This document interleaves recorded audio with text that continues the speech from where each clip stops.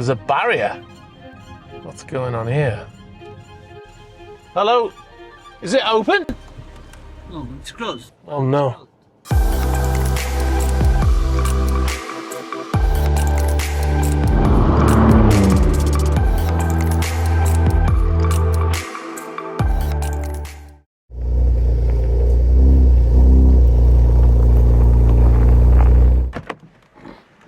All right, so the delicate process of packing the car begins almost 9 p.m.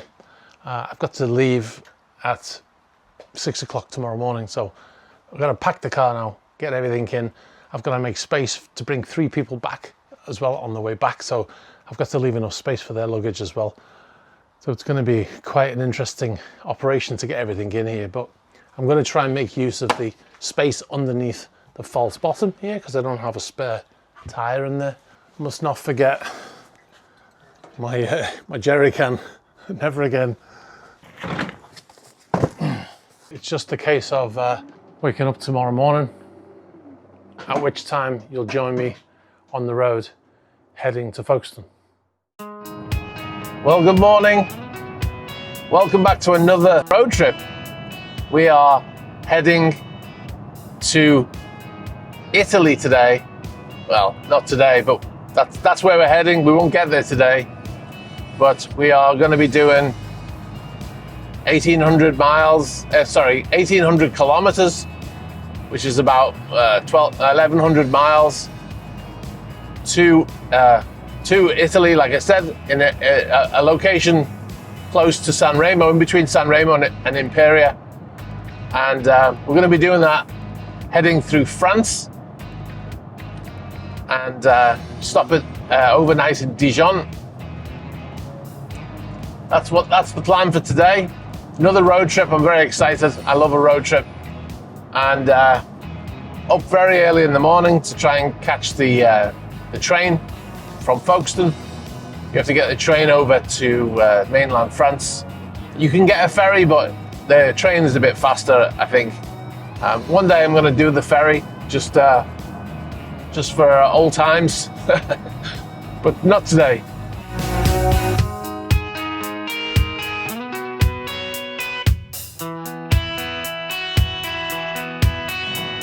Now, it's early in the morning, 6:30, and the sun is just rising. I haven't seen the sunrise for a while, actually. One of the things I love about working at sea is you see some of the most amazing sunrises. So yeah, so that's it. So we're headed down there. We've got 266 miles to Folkestone, and my ETA is 11:09, which is already slightly concerning because the train I need to get is the 11:54 train, which sounds like I've got ample time, but it's really slow process when you arrive at the tunnel. You have to go through a check-in, then you have to go through 2 sets of immigration. You have to go through the English immigration, the French immigration, and that's all of that takes a good 20 minutes or so. Now, if I miss my train, my 11:54 train, the next one's not till 1 p.m. So I really want to make that train. So yeah, so that's what's happening today. So super happy to be on the road trip again. Feels like I just left Italy, to be honest. It feels like I just left. I was in Sicily for the Bayesian salvage. That was on the main channel. I did the road trips on this channel, but on the main channel there's all the coverage of the Bayesian. I'm sure you saw at least some of it.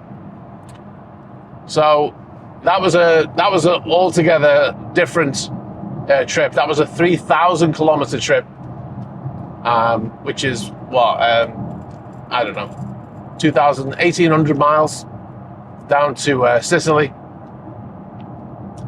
So, and then I came back in June. So it's September now. Now, why are we heading down there? We're heading down there for the Monaco Yacht Show. I mean, that's not till the end of September. Originally, the plan was to go for a month in September, to go the entire length of September. But for one reason or another, mainly to do with this car, I wasn't able to do that. I had to postpone the trip because I had some issues with this car, mainly to do with the previous work that I'd had done, which I'm not going to go into in this video. So, but anyway, the car is all good to go now, clearly. And yeah, we're heading down there. So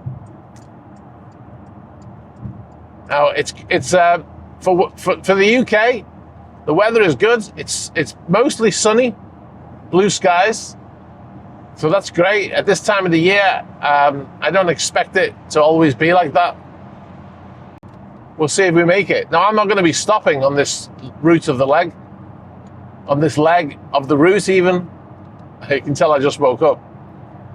I'm not going to be stopping because I can't, I don't have time to stop. So it's always a bit of a mad rush. The first bit, I have to go through the Dartford tunnel or across the Dartford Bridge and then down to Folkestone. And then once we're on the train, once we've made it to the train, then I can relax and drive the rest of the way down to Dijon today. All right, so we're making good time. We are approaching the toll, the M6 toll. This is one of the few toll roads in the UK, really. It bypasses Birmingham. I always use it. I don't care if Birmingham is clear or not. It saves time.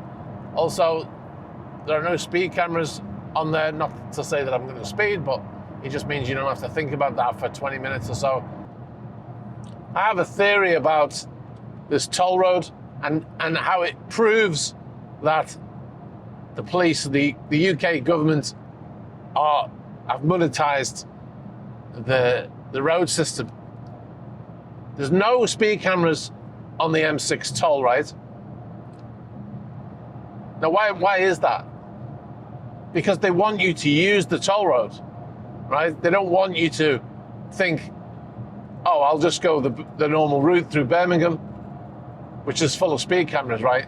They want you to use this toll road, and they know that if they put speed cameras on it, the people wouldn't use it. People wouldn't pay the 1080 or whatever it is to use this road, because they'd think, well, there's speed cameras on both, I might as well just go the other way. So they wouldn't use it. And that proves, in my mind, that people are just, that the government is monetizing the system. Because if you go left, you get 15 million speed cameras, right? And so you have to go, 70 miles an hour on the money.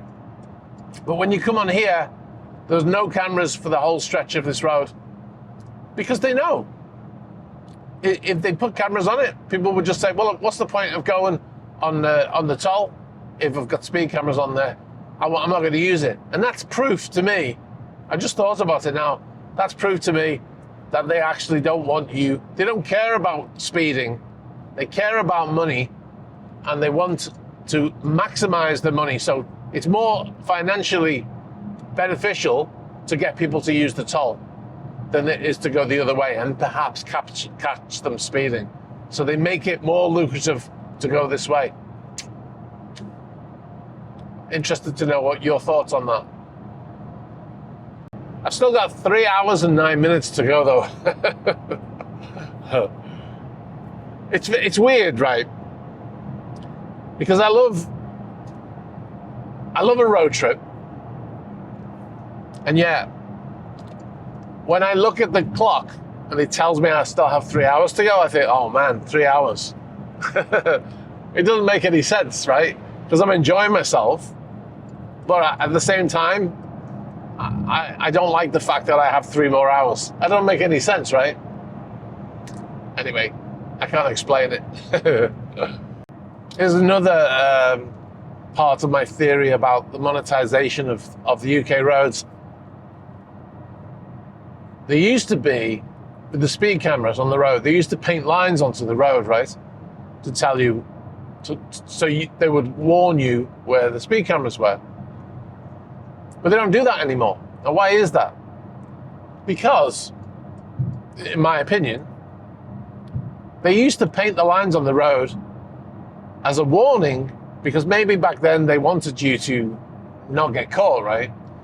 And also, it was a cheap way of faking speed camera locations where they would often paint the lines on the road where there was no camera to make you think there was a camera to slow you down. So they stopped doing that. They stopped painting the lines on the road. And now the only thing that, if you didn't have your car system telling you where the speed cameras were, you wouldn't know where they were because they're almost hidden. There's no signs to tell you that there's one approaching like you have in Italy. They're still painted yellow, but they're much smaller than they used to be. And they're off at the side of the road. They're not above the road like they used to be as well. So everything they've done is to hide the location of those cameras. Now, the law currently states in the UK that the cameras must be painted yellow. So they can't completely hide them. But I think it's only a matter of time before they change that law, because that's just the way the way things have gone, you know. The government and the police generate millions every year with these speed cameras, and the police who locally control a lot of the cameras now, they have a budget every year that they need for maintaining those cameras and replacing ones that are damaged and etc. And they've got to raise that money from somewhere. So if you cut through all the BS and you said to a police chief, he will tell you, well, I have, 12 million a year that I need to generate to look after those cameras. And so they have to raise that money. So it's not about safety at all. It's about raising money. I think it's a little bit about safety. If they put them in areas where it's known to be dangerous, then I'm okay with that. They do that in Italy and in France. They'll have cameras where they feel they need them, not just everywhere, every couple of 100 meters to try to get you to pay them some money. So weather's turned a bit, stuck in traffic, but we've got some nice cars here. We've got an old 996 911. It's not the fried egg one, it's the Mark II, the Gen 2. And then we've got a nice Focus ST in front. I would say that's probably one of the last ones now. They don't make the RS anymore. It's very RS-like in its the way it looks, but it's an ST, and it's quite nice. Got some 300 yards. Go left on the roundabout. Got some nice wheels on this car. Can't see them from here, of course. We're in the south of England now. People don't let you in. It's every man for himself. Yeah, you have to just make the decision and go for it. So there's the wheels. I don't know whether you can see that, but they are very. They're like the OZs from the World Rally Championship in the 90s. Very nice. I like that. Very low as well, that car. So we got a 911 up ahead.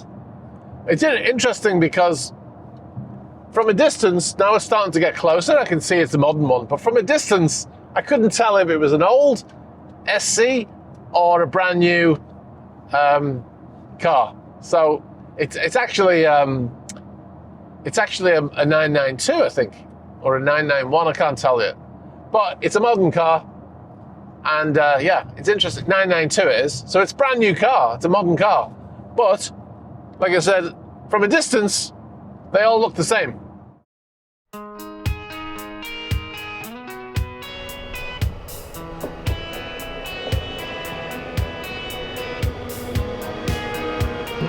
It said there's a delay of 30 minutes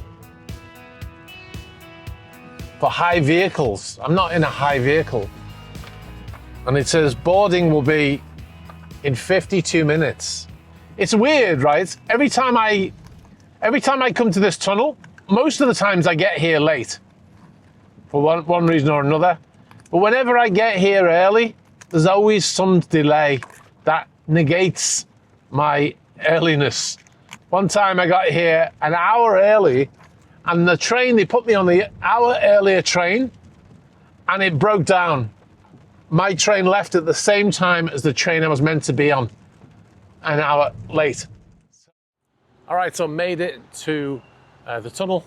The woman I asked, because I wanted to know why I was delayed after getting here on time for once, she told me that there was a problem with one of the trains and some people have been delayed and some people haven't. That is a very tasty 911 there. I'm not going to try and guess. It says on the side Carrera CS Club Sport, which I'm not sure if that's a thing, but it's very nice nonetheless. Doesn't matter what type of car it is. One of the things about going over to France is you generally don't see sporty cars in France. I said in a previous video, you don't ever see nice cars in France. What I meant what I consider nice, which is this or that Cayman or this lovely 80s 911. You don't see that kind of stuff in France generally. In the south of France maybe, but not as you drive through it. But at the train station here, you often see some very interesting vehicles heading that way. Oh, very nice. Look at that. Ceramics. It's actually a Carrera 4S with the ceramics. It's got giant ceramic brakes on it for a standard, 4S car.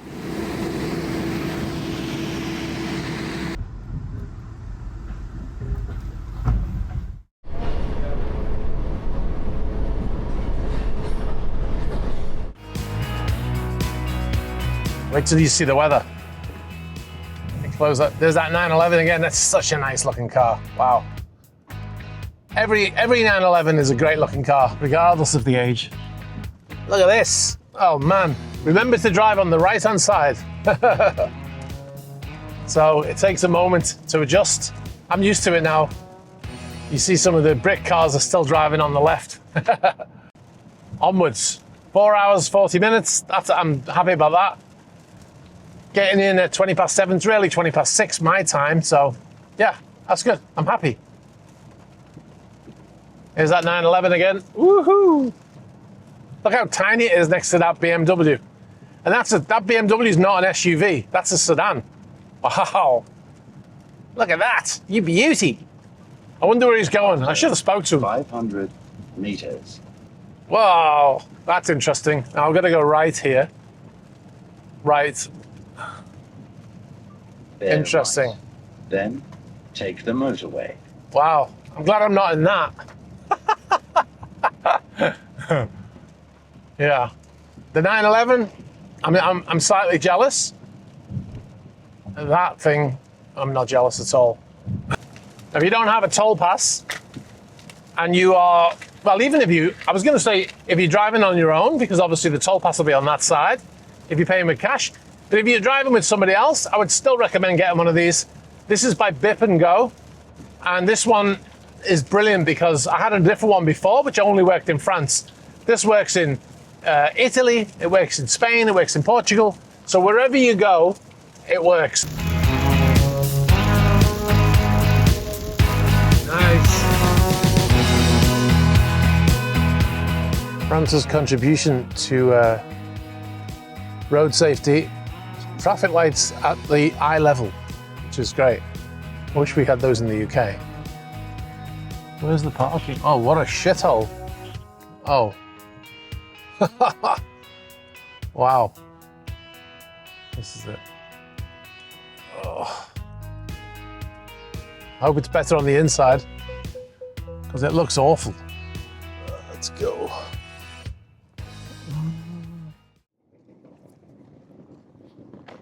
Well, good morning, guys. It is day 2. It feels like a short trip now because I did that 4-day to Sicily, but anyway, this is the place I stayed last night. Campanile, I think it's pronounced. Probably not in French, but this is the place I stayed anyway. It looks a bit like a fortress. When I arrived last night, I actually said, what a POS when I was outside, but in actual fact, inside it's adequate. I'm not going to say it's the Hilton, but it was good enough for what I needed. I needed a bed, a shower, and it had that. So, and a facility so I could plug into my coffee machine in the morning. So I've done that. There's a gate over here to get out.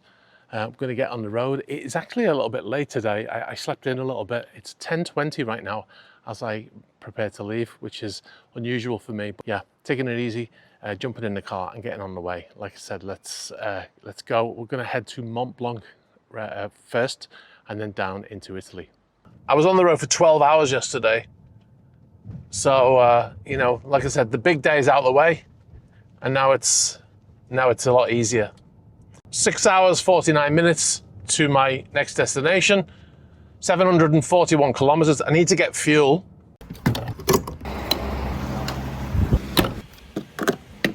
Exciting for me, because currently we're heading towards Lyon, the south of France, you know, to swoop around, pass by Marseille, and then go around to Monaco, which is the way I don't want to go. I don't like that route. I much prefer the adventure of going through the Mont Blanc tunnel. So we are approaching the point in this journey where you separate. But anyway, this is the way we go. And now we are separating. I'm very excited. I just like, I like going to Mont Blanc. I like ascending up the mountain to 12,000 meters or whatever it is. Not 12,000 meters, 1,200 meters. But yeah, I like going that way. I'm always disappointed when I don't go through that way. The other thing I like about it is when you come out the other side, you're in Italy.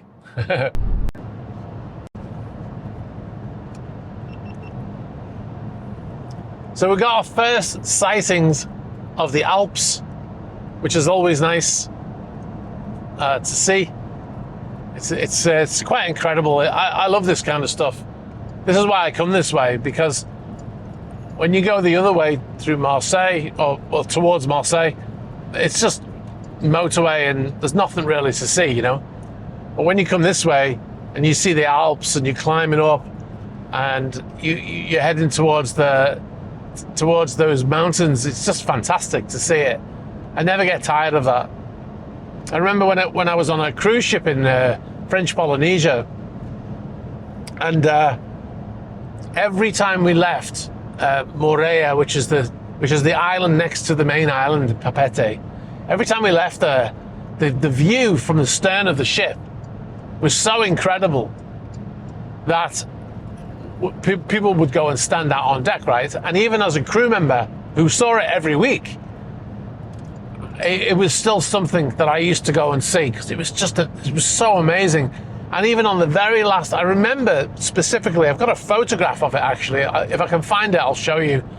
The very last time I ever left Moorea on that ship, I took a photograph, and I wasn't doing video so much back then, and I took this photograph to remind me of it, because I knew I wasn't going to be going back. And yeah, and that kind of thing sticks in my mind, you know. That was over 16 years ago, and I remember it vividly. And this kind of thing is something that I always look forward to. Now, I was talking to my sister recently about these trips, and she was asking me, because I'm only coming for 2 weeks now. She said, why are you, she wasn't against it, but she said, why are you driving? And I said, I love it. And I said, I don't know how long I'll be doing it for, you know? Like, I'm in good health. I'm financially able to do these trips. So I do them. Because you never know, things can change, right? And all of a sudden, you're left with your memories.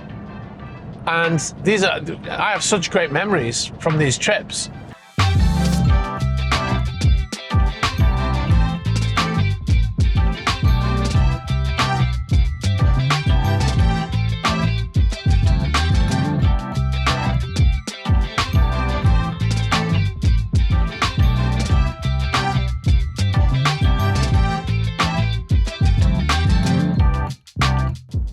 All right, so I don't know what's going on with my sat nav, but he's having a bit of a stroke, I think.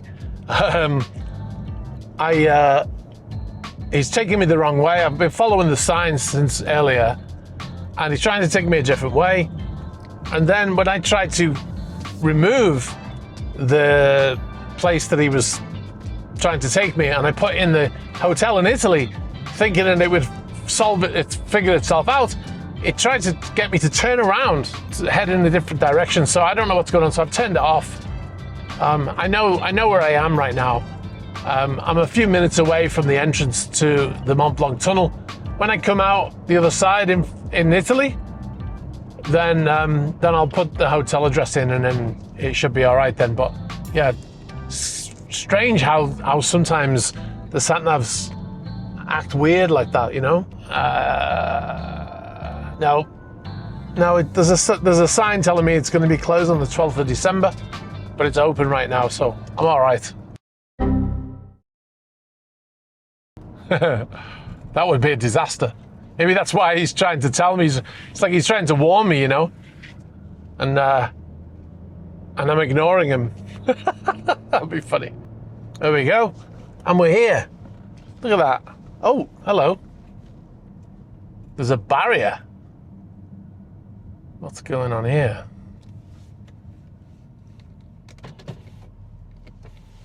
Hello? Is it open? No, it's closed. Oh no. We're here, but it's closed. So what I have to do is I'm going to have to go back all the way around into Switzerland and then down through the Grand Saint Bernard tunnel. The only other option, I have to go all the way around this way and then through the Fréjus tunnel, which is the one I came through last time. Picked the car up from Revolution and we drove into Liverpool city centre. And as we got in here, we got an error message on the screen, which I'm going to show you in a second. Basically, it says there's an oil pressure reading error